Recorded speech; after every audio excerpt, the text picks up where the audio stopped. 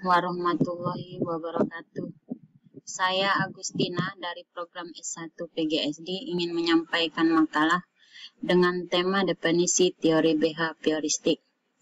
Pada saat kami presentasi, saya harapkan teman-teman dapat memfokuskan terhadap presentasi yang kami sampaikan. Nah, di sini saya ingin menyajikan tentang 2.3 kelebihan dan kekurangan teori behavioristik. 2.31 kelebihan dalam teori behavioristik.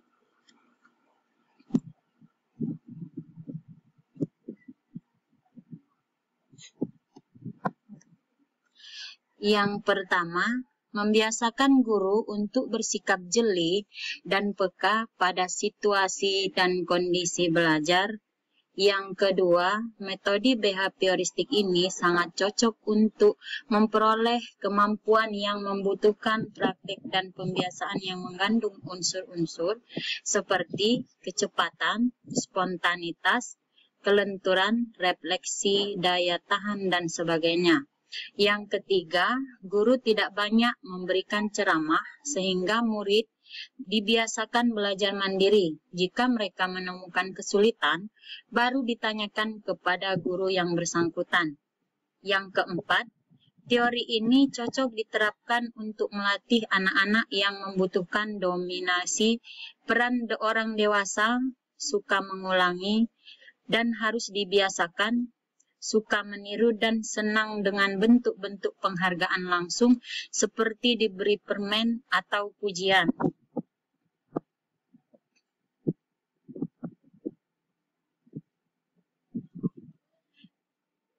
Nah, di sini kalau ada kelebihan pasti ada kekurangannya dalam teori behavioristik ini. Yang pertama kekurangannya, yang satu, memandang belajar sebagai kegiatan yang dialami langsung, padahal belajar adalah kegiatan yang ada dalam sistem saraf manusia yang tidak terlihat kecuali melalui gejalanya. Yang kedua, proses belajar dipandang bersifat otomatis, mekanis, sehingga terkesan seperti mesin atau robot. Padahal, manusia mempunyai kemampuan self-kontrol yang bersifat kognitif, sehingga dengan kemampuan ini, manusia mampu menolak kebiasaan yang tidak sesuai dengan dirinya. Yang ketiga, proses belajar manusia yang dianalogikan dengan hewan sangat sulit diterima, mengingat ada perbedaan yang cukup mencolok hewan dan manusia. Yang keempat, konsekuensi guru untuk menyusun bahan pelajaran yang sudah disiapkan. Yang kelima, penggunaan hukuman tidak diterapkan karena dianggap metode ini yang paling efektif untuk menertibkan siswa. Yang keenam, munculnya sifat pasif perlu motivasi dari luar dan sangat dipengaruhi oleh penguatan yang diberikan guru. Yang ketujuh, pembelajaran siswa dapat berpusat pada guru, teacher-centered learning. Yang ketujuh, penerapan yang salah satu dalam pembelajaran dapat mengakibatkan proses pembelajaran tidak menyenangkan bagi siswa tersebut.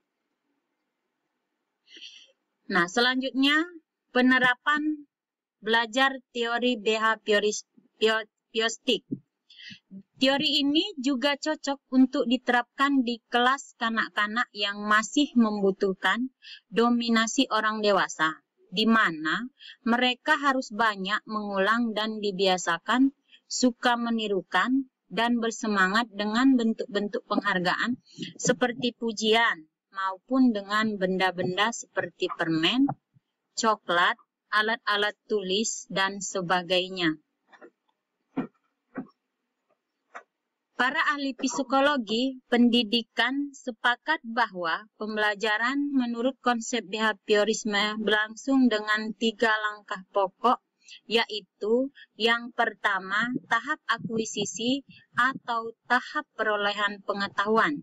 Dalam fase ini, siswa belajar tentang informasi baru. Yang kedua, tahap retensi.